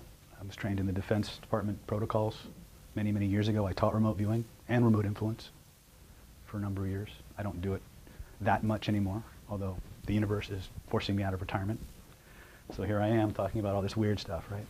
So here's what I want to do now, is I want you to understand that whether you're talking about a thought form, you know, metaphysically, or we're talking about the emotional refractory period, we're talking, if we take the term away and we look at the process, we talk about possession, we talk about entities. What are we talking about? Most of us who've been bouncing around the metaphysical community are taught that we attract entities that aren't physical into our energy field because they're using us for food. Because there's a vibration or an energy signature that they generate, that they feed on, that they generate in us, so we'll generate it so they can consume it and survive. Doesn't that sound an awful lot like what I just described in terms of the emotional refractory period? It's seeking to re-trigger a state or a set of perceptions in the world so it can maintain itself. Look beyond the term. Look beyond the context. Look at the process. Whether you believe in actual thought forms, which I do, by the way, or you believe it's just something your nervous system is doing, which I believe, by the way. They're not mutually exclusive. And to change it is to change your posture. Wow. Fastest way. Are there other ways? Absolutely. But what's the fastest, most practical way to do it? If you have a shitty feeling, that shitty feeling has a physiology. How many people here have a fear? Yeah. Okay. We'll all do this together. I want everybody to put your stuff down. This is really weird. Okay, Richard Bandler showed me this. I trained directly with the founder of NLP, by the way, Richard Bandler. So here's what I want you to do is, maybe we should do this with partners. Who's got a good one? Eve, come here. Bring your chair up here. The chair. I'm going to demonstrate this on Eve, and then we're going to break up into groups, and we're going to do this real quick. Okay? Okay, so just sit on there. That's good. Now, Eve, is there a fear or something that, like a fear or something that you don't have, that you have? Okay, here's what I want you to do. I want you to sit, when you feel that way, I want you to sit how you normally sit.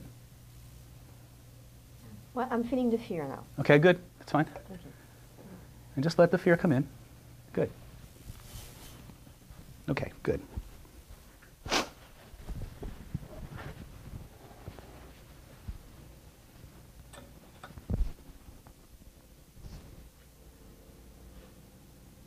What just happened? The fear dissipated. And I smiled. I didn't intentionally smile. I realized my face was moving. Wow. Yes, wow. And I try to bring it back. Bring back what? The fear. Why won't I? Okay. Why? Usually that disrupts the whole neurological pattern and can't get it back even if you go into the posture. But you don't have to test it. You're happy where you're at, aren't you? Of course I am. What did I do? Something so simple, I just can't even believe it. Come here. I get people that want to be healed, and this what you did is Come here. unbelievable, really. Thank you, Richard. Richard was. Okay.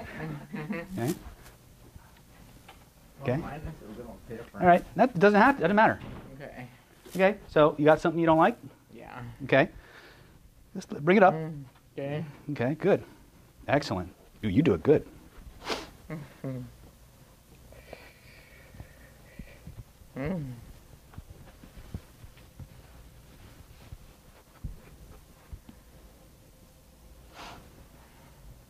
Sit up a little bit. Just like that. Well, bring me down. More grounded. But I don't. If I open my eyes, Open your eyes. it depends what I see. No, but my body feels. Whoa. It's a definite change. Good. Now, watch this. Point to where you see something when you feel that feeling, right? Or Yes. used to, right? Yeah. Point to it. Trace the edges of it with your finger. The edges. Yeah. Oh, wow. Okay, so grab the edges of it. Go like closing a window on your iPhone. And take and go. And try to bring it back. I don't want to bring it. Just leave it there then. Okay. Give her a big round of applause. Okay. What did we do? The human nervous system is the world's largest, most complex, holographic information processing system that exists. The reason many times why we don't get the level of change that we could is because we work in one part of the system at a time. When I learned NLP, the only time we used she's all blissed out, look at her. Right? I'm feeling so okay. Just enjoy it, okay? The reason is, remember, we have visual, auditory, kinesthetic, olfactory, and gustatory information that comes in through the five senses that we can consciously pay attention to. We also have this level of information that is unconscious. You also have a different set of sensory mechanisms called proprioception. Proprioception would be the physiological analog of your aura. Okay? It's the part of you that if I had my eyes closed and I put my hands out like this, it's the part of me that knows where in space my hands are.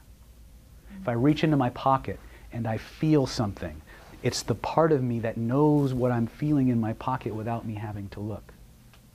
There are at least six different nerve endings that feed information into your proprioceptive nervous system, one of which is electromagnetic fields. One is kinesthesia, nociception, mechanoreception. These are all things that are processed pre-consciously.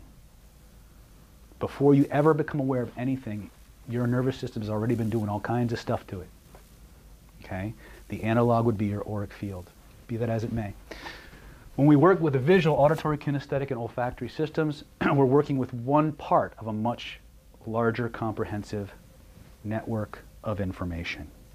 Each and every one of you, I didn't get through everybody, but I'm hoping that this half of the room that didn't get to tell me what they wanted to take out of today is getting kind of what they came for. Would that be true or not true? Yes. Is that true for you? Okay. You wouldn't lie to me. I'm watching. Okay. Just to come. Okay. But when you were watching this side of the room, when they started describing their problems, what were you paying attention to? How it related to me. How it related to you? Very important, right? We're always seeking that. That's one aspect of the law of analogy, by the way.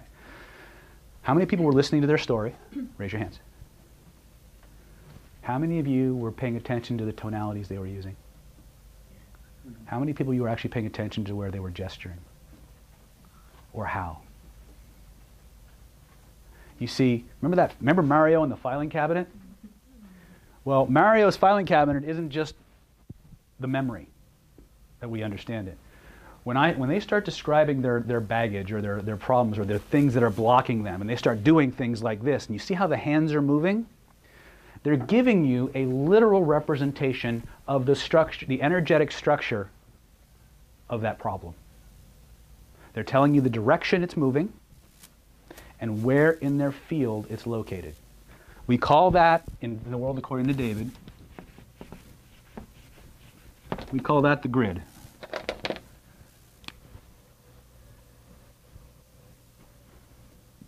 The best metaphor I have ever come up with to really explain the grid, besides your iPhone, your opening windows, closing windows. Anybody here ever see the movie Iron Man or Mission Impossible? Don't you love those virtual reality scenes where they're opening shit and moving it over here and getting that out of the way and moving it here? Right? Guess where the inspiration for that came from? Your nervous system. Because that is exactly how your nervous system stores, codes, and reaccesses your memories, your beliefs, your energies. When I was working with Cindy, first I changed the physiology, right? Then what did I do? I said, there's a picture you see. Reach out and touch it. Zap! Her hand went right to it. And then what happened? I had her trace the edges, and it was really friggin' big, wasn't it? That's the structure of most shit. Things that are holding us back, things that bother us, we made it really frickin' big below the level of conscious awareness. Okay? What did I do? I had her reach out and grab the edges of it and went, shh! And I made a sound. Doesn't that sound an awful lot like something that's going shh, closing or shutting or getting smaller? And then what did I do? I moved it behind her. I changed the spatial location where that energy was. And what happened? Gone! Hallelujah! Hallelujah! Right? Back there. Yeah. You have two sets of coding systems in your body. You have an archetypal coding system or filing system and an idiosyncratic one. What does that simply mean? You have one that's unique to you. If I look at Jury's computer at home and I look at how her desktop is organized, and what's your name again, sir? John. And if I look at John's desktop, I'm pretty sure they're not going to be organized the same way. But if I look below the surface of their computers, barring the fact that it's a Mac or a PC, most of those components are going to be the same, aren't they? The software will be made of largely the same sets of codes and components.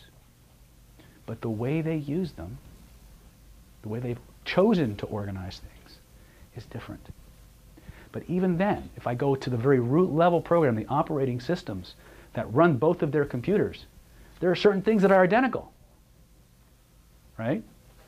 So there's two sets of codes or two sets of formulas running simultaneously. The beauty of that is because your nervous system is largely the same as the person's next to you, I can take something that works for one person, teach it to your system, and your system will run the same program. Okay? We take it a step further. NLP, what you're seeing is largely an aspect of neuro-linguistic programming. NLP, as a rule, does not incorporate, much later versions of it do, but they don't pay attention to the energetic aspects of NLP. Okay? If you're working with a teacher who's doing NLP and HUNA and stuff like that, separate them because they're not the same, right? In this world, we're talking about a very, very more robust model of how things work, energetically, cognitively. The energy isn't just this amorphous electrostatic ball floating out here in space. It isn't. It's organized. It has a structure. You have stuff that you want to get rid of, don't you? Mm-hmm. Would you like to get rid of some of it? Sure. You sure? Yeah. Come on up here. Okay, now, stand right here. No, it's good. Smile.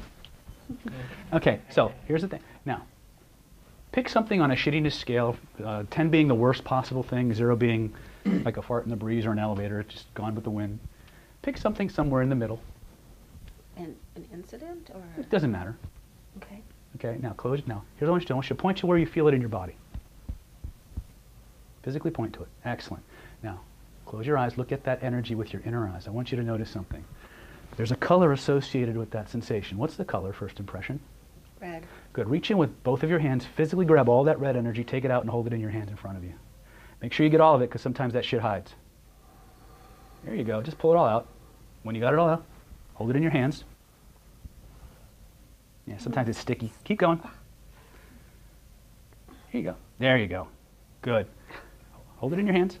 Good. Now look, as you look at it, notice it's spinning in a certain direction. What direction is it spinning? First impression. Good. Physically grab it with your hands, and I want you to reorient it into space so it's now spinning the opposite of what it was. So if it was spinning to the left, turn it so now it's spinning to the right. Now double the spin. Double it again. Double the amplitude. Keep doubling it over and over and over again until it takes on a life of its own, until it's impossible for it to go back the way it was. When you know you've got it, slam it back into that spot. Notice the change. Notice it's gone. Let it come up, let it come out. There you go. Good. She did a good one. Now what you're seeing is a cleansing process. The sensations come out the way they went in. Why? Because that was the energetic signature. But now watch what's going to happen in a couple seconds. Try to get it back. Doesn't come back. Give her a big round of applause. You'll be processing for a little while, okay? Have a seat. Holographic information processing system. Did I ask her what the problem was? I don't need to know. Right? There's a lot, pretty cool, huh? Yeah. Right? There's a lot of mojo. Huh? I was dropped. I know, it happens.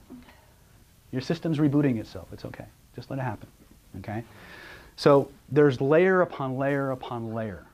I could spend days unpacking what went into that 2-minute intervention, but it's life-changing. Some of you had this done, so you know, right?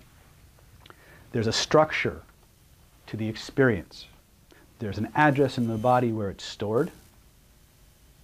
If I can find the location and elicit the code, well, I already know how to change the code.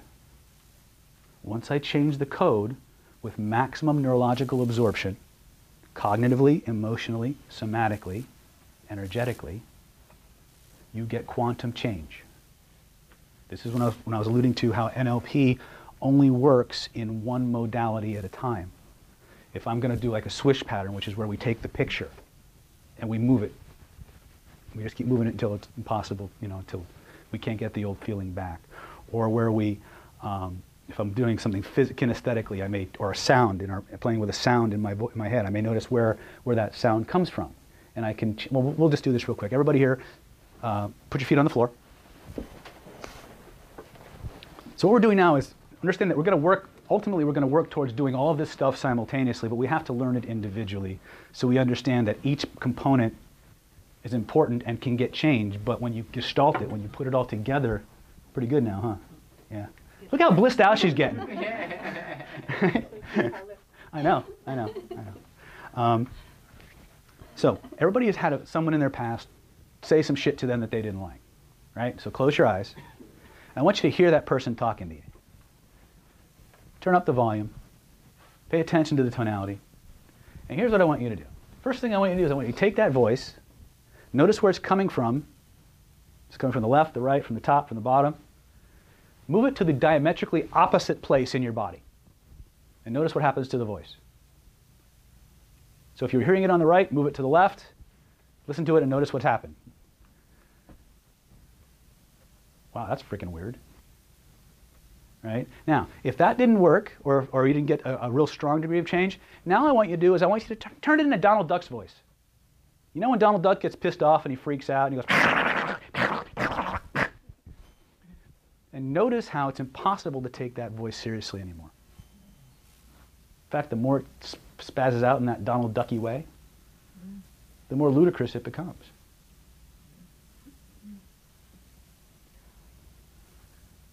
How about that? And when it's so ridiculous it's impossible to pay attention to it anymore, just look up here and notice how good you feel.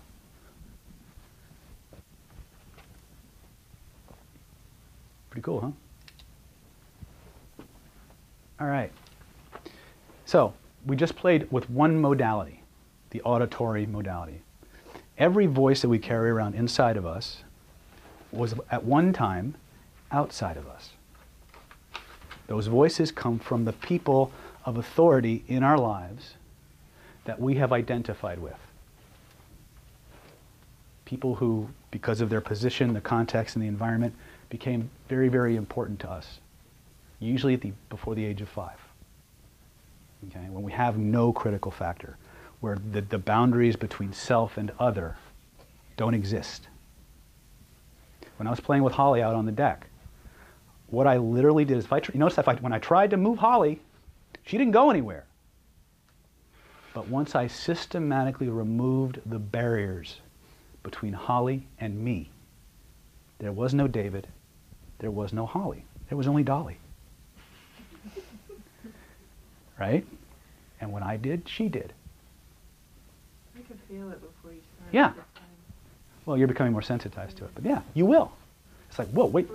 I was playing with a Tai Chi master many years ago, and I had just started learning how to do this. Apparently in the secret vaults in China, they do this shit really weird. And all of a sudden I just started exploring his structure, and he's like, oh! And we took it to a whole new level after that. But the whole point is that these things are not new. They've been around for centuries. But until somebody gives you a bridge, a way to get from the purely theoretical to the practical, it will remain outside of your reach. Okay? One of the guys who did that for me was a guy named George Dillman. Now, most of you don't know who George Dillman is, unless you run in the martial arts fields. Okay? He was the man who brought the art of pressure point combat into the 20th century, an art that was thought to be lost or just a myth, where people touch you and weird things happen, like hearts shut off, or liver shuts down, or things like that. He cracked the code, literally. And he brought that out to the American people back in the late 70s and early 80s. It was what I learned from George that gave me a bridge. Because I've been in the martial arts 10 years. I heard all these stories about Kung Fu masters able to walk on eggshells, you know, iron body this, and touch you and you die a year later. Never seen it. Yeah, I could break boards with the best of them.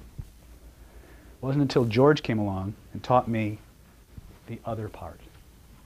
The part that George Dillman, D-I-L-L-M-A-N. And again, you don't need to be a martial artist to do what I'm teaching you. It helps, because it gives you a level of training the body that most of us will never have. But it was the elements that George gave me that allowed me to make that leap in a small enough practical increment that I could develop other things.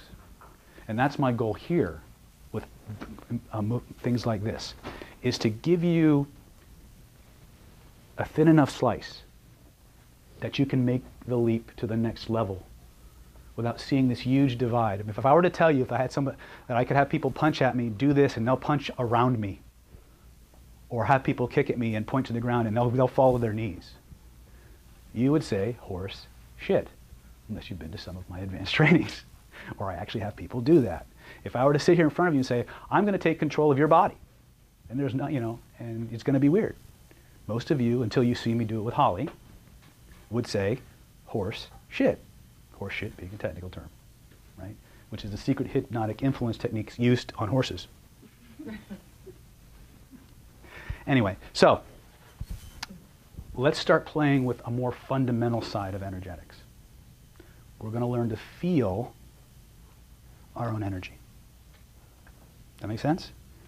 So everybody, take your hands. If you have rings on, it's probably helpful to take them off at this point. How are we doing on time, by the way? 8:30. It's what, 8:30? Okay, good. All right, so here's what I want you to press your hands together really hard. Again, I want you to begin to rub. Build up some good heat, some good pressure between your hands. Then what I want you to do is I want you to slowly pull your hands apart. Just kind of do little circles, just real light. And notice the sensation building up between your hands. Kind of like, don't want to front load you, but it's almost like two magnets. If you try to push them together. If you're having trouble feeling it, relax your hands even more. And you can play with it and start playing with how far you can stretch it and bounce it. Pretty cool, huh?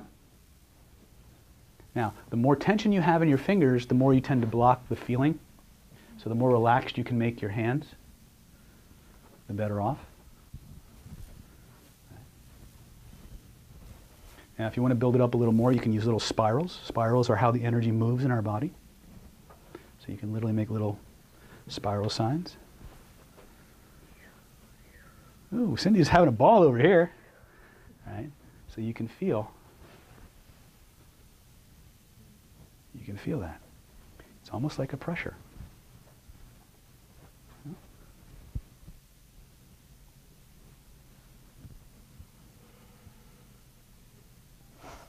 Good. Very good. Cool. Now, what we're going to do is, now that we've got this feeling, by the way, if there's a little more, if you want to get a little bit more sensitivity, there's a couple more steps you can add into this process. You can press the centers of your palm really deep. You'll notice there's a little bit of an achiness in there. That's usually a sign of blocked energy. So anytime you have pain in the body, you have energy that's not moving the way it's supposed to, okay? Or to the degree that it's supposed to. Other side, press in, deep. Then we can shake the hands. Just nice and relaxed, nice and floppy. And again, we're going to do once we've done this a few times, you'll know you've done this enough is when you stop shaking, your hands tingle a little bit.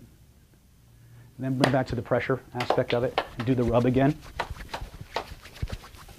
Build up some pressure, build up some heat, and then slowly spread the hands apart.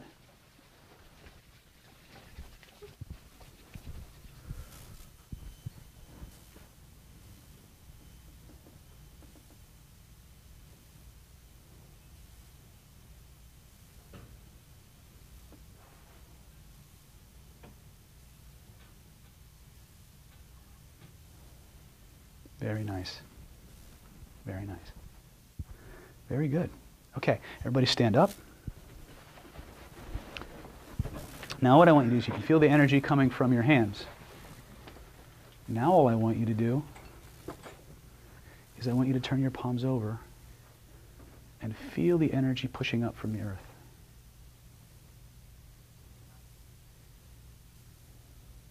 What will eventually happen as you gain a deeper and deeper synchronization, that energy will start to become a little bit more solid, almost like you can rest your hands on it.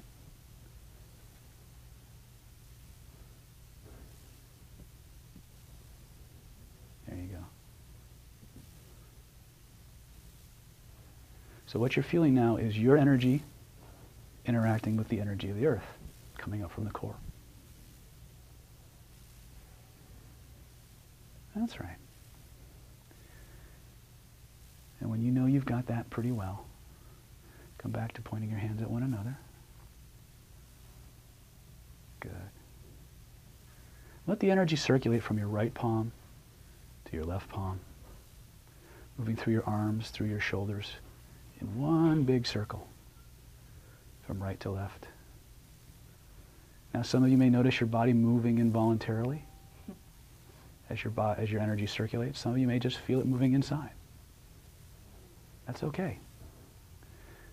Just let your breath and your awareness of that energy in motion travel. Synchronize the breath, the awareness, and the movement of that energy.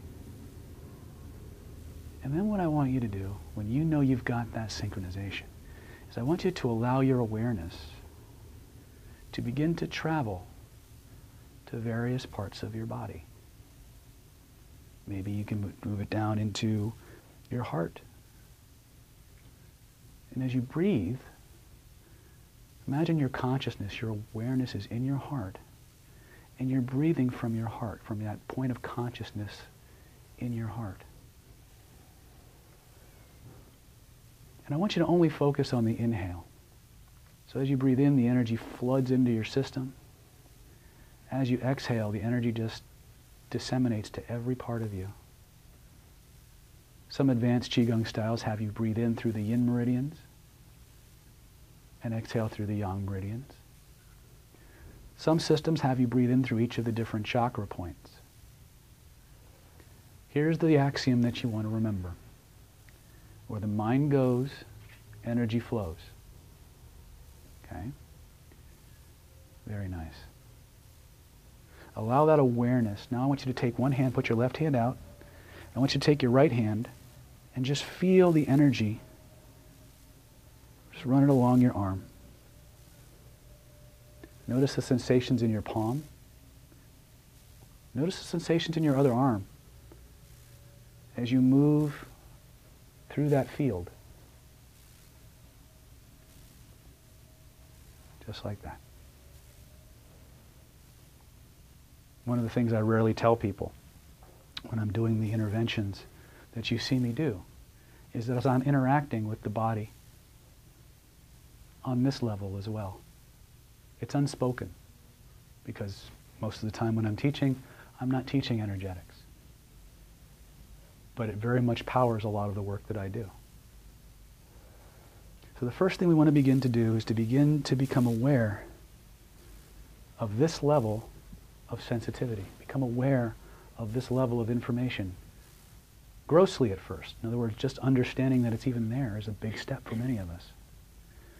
As you continue to go deeper and deeper, both into this state and into working in these fields, your nervous system will begin to become more and more precise. The filtering systems will begin to open and give you more and more access to specific and precise information.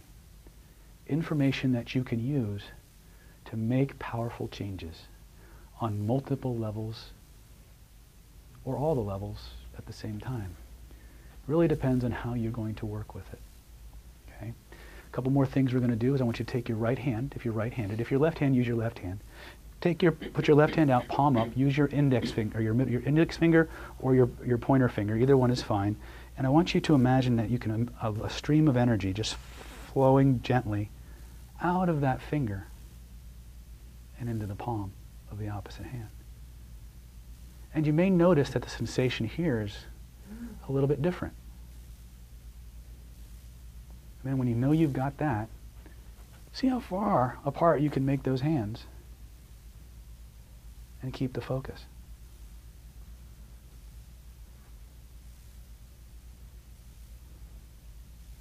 That's right. Very nice. Cool. When you know you've got it and you're convinced inside, open your eyes. Notice how good you feel. Have a seat.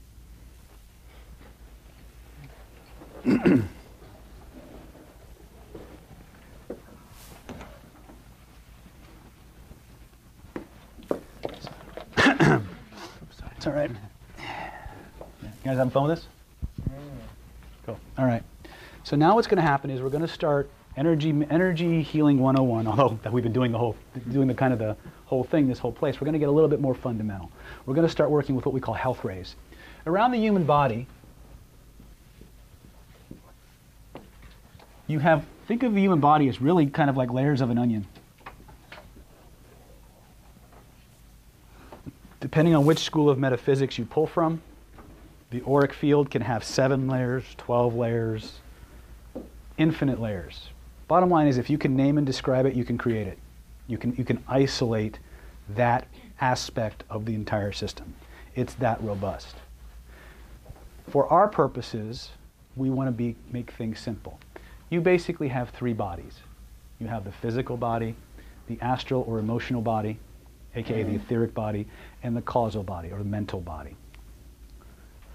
Now, if you get into some of my advanced conversational influence classes, advanced vibrational influence classes, we'll talk about certain types of language or certain sets of language patterns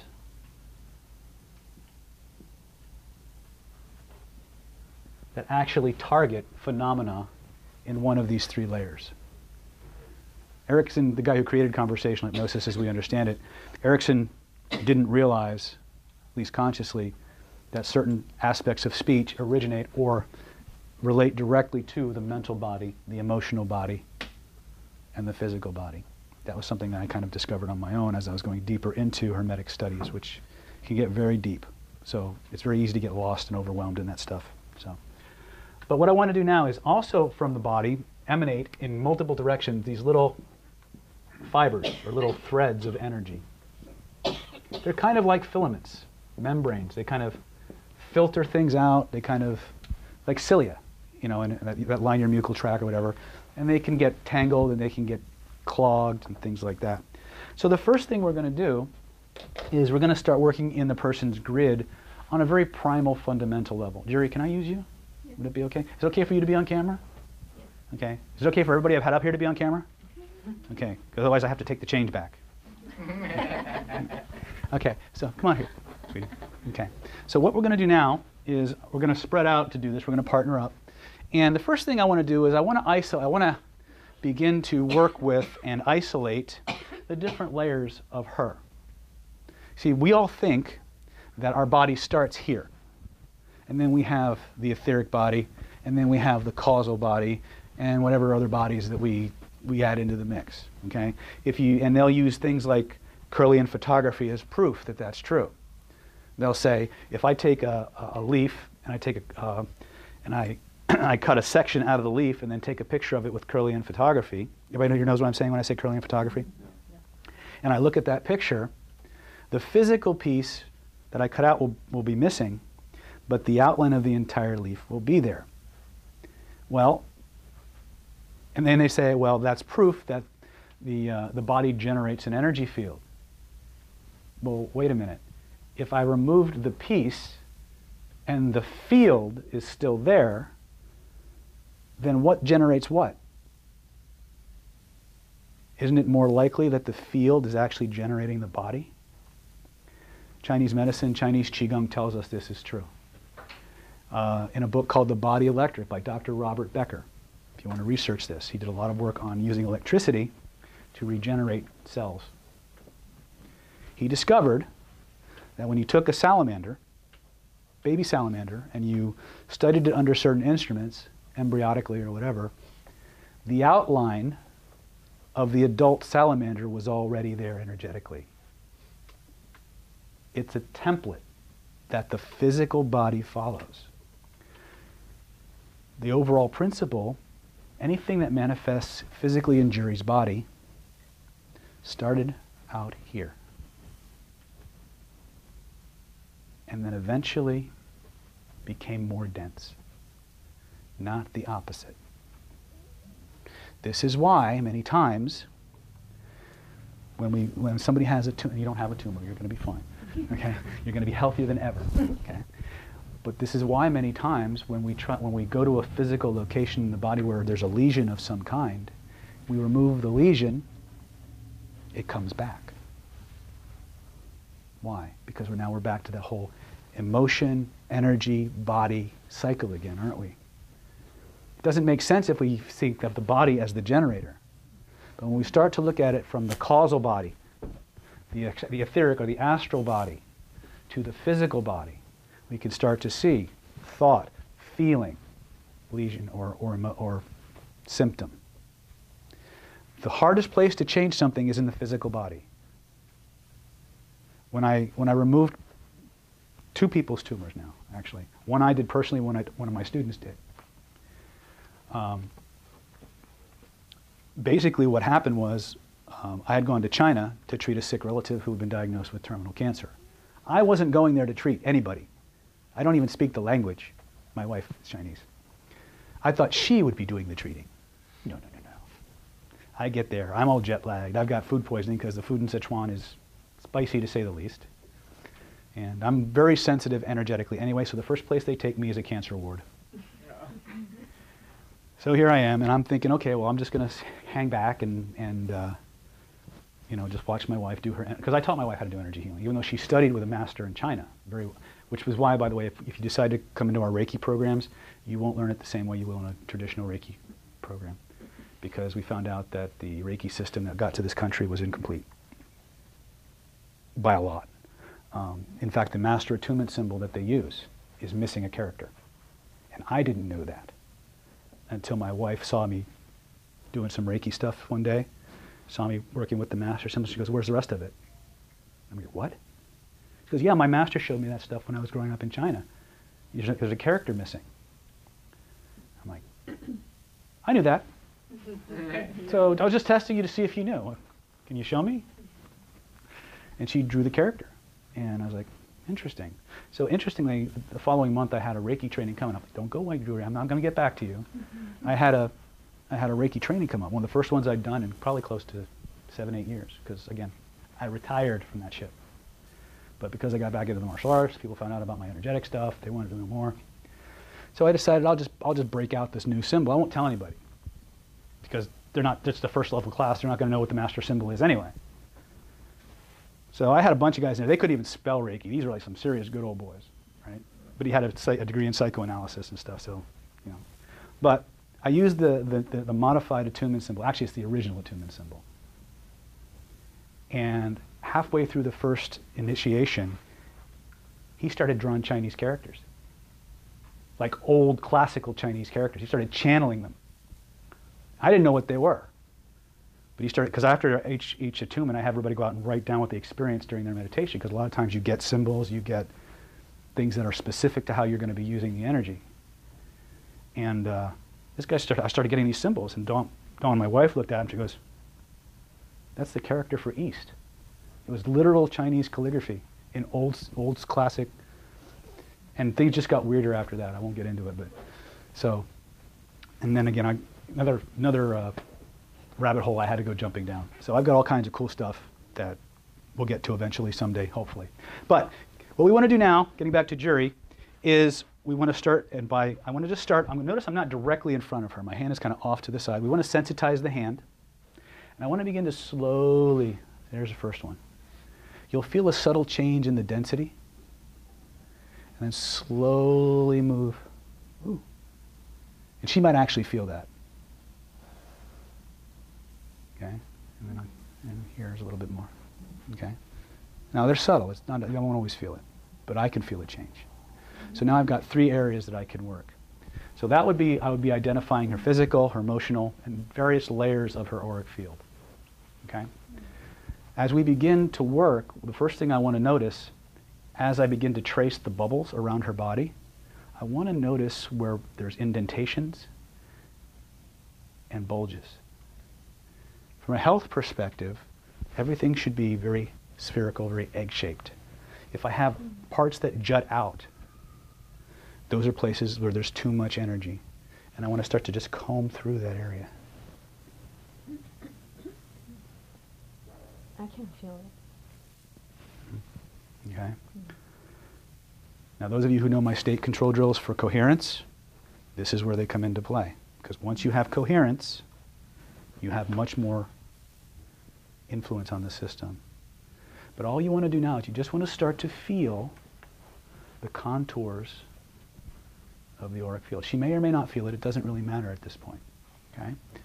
Once you have that, the next part is to imagine that she's got these little fibers, kind of little rays of light coming out in all directions.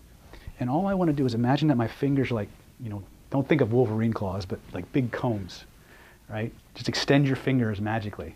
And all I want you to do is imagine that you could start from the very top and just like brushing hair. Just smooth it. Just make it nice. Think happy, peaceful thoughts. Because remember, the most powerful influencer you have are your own feelings. You want to drain yourself really fast? Try to think something at her. You want to create a powerful change in her body? Feel something in yourself. Remove the filters that separate you from the other person.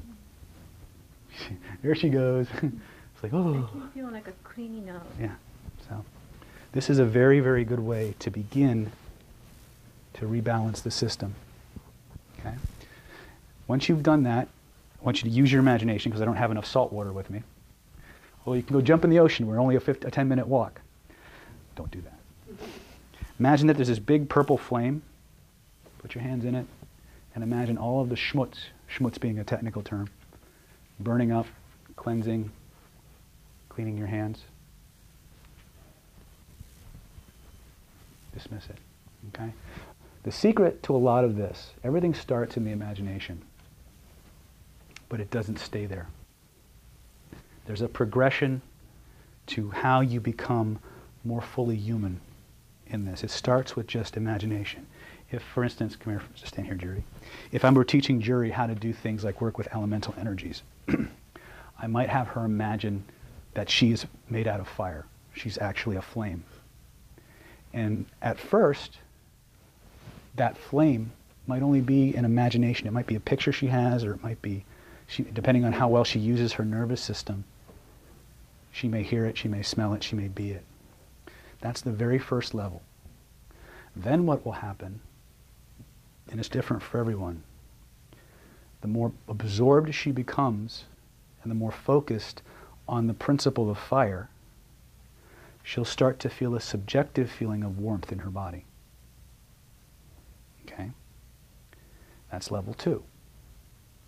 But there may not be a physiological change in temperature in her body. Does that make sense? Level 3,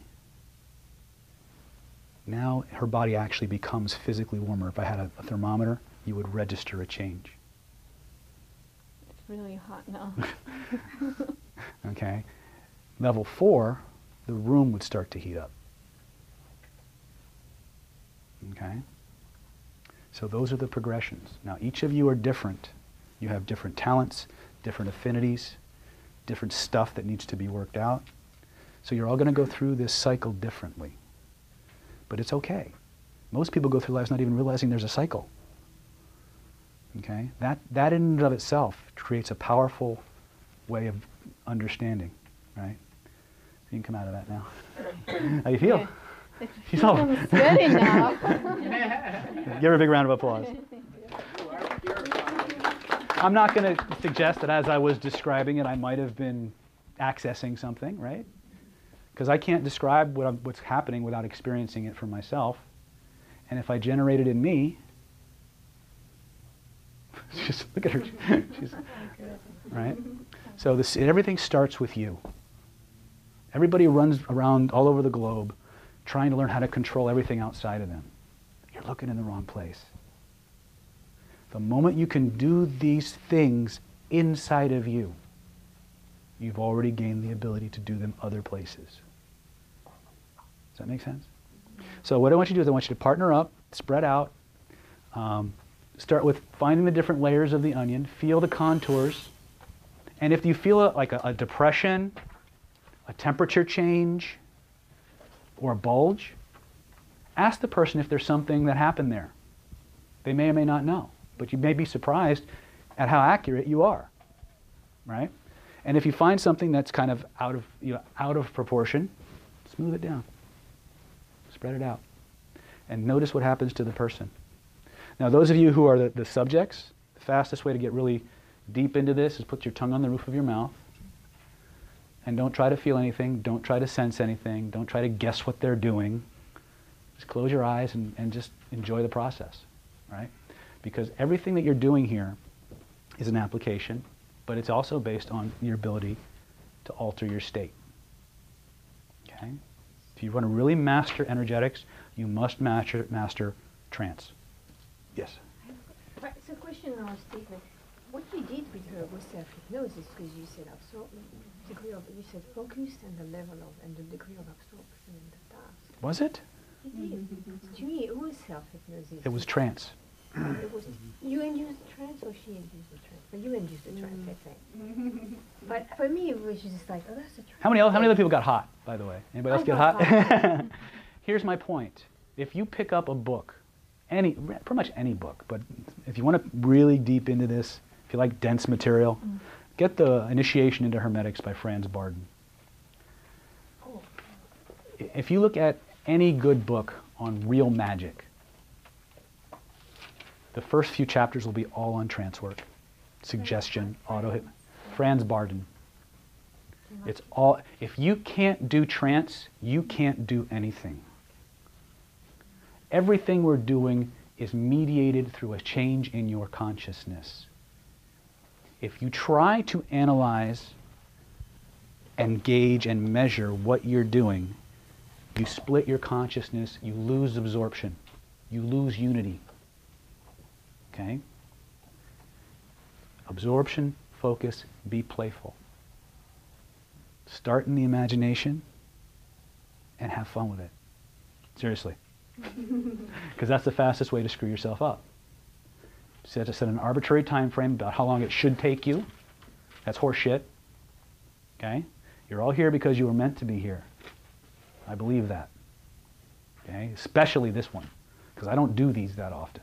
In fact, I think this is the first one in 2 years that I've done. So you're here for a reason. You're seeing things left and right. I mean, I'm demonstrating on people I don't know. Right? Jerry's like, I'm too young to have a hot flash. Right? You know, I just met this lady tonight. Her life has changed forever. Right? True, not true? Yeah. And it's just going to get better. It's just the tip. Okay? I'm here to show you what's possible. Not for me, for you. Yes, Chris. Is this stuff that you've been doing to people here, stuff that we can do to ourselves? Yes. Doing cleansing our auras? Everything I've shown you, you can do to yourself. Just more on a visual aspect. You have to become playful. You can't really reach your own, Sure you can. body, can you? Yes. You're standing pretty far away. I mean, okay, then not physically, then, but like visually. What do you mean visually? When you were standing, you said where her causal body was. You were way further out. Yeah, her energy is actually, well, what I was sensing was an outer, there's layer upon layer, depending on which system, like Egyptian metaphysics, the Merkaba systems, you have an energy field that extends for miles. It just depends on how subtle you can sense. Does that make sense? And that's really, you want to think about the body like an onion, literally like an onion.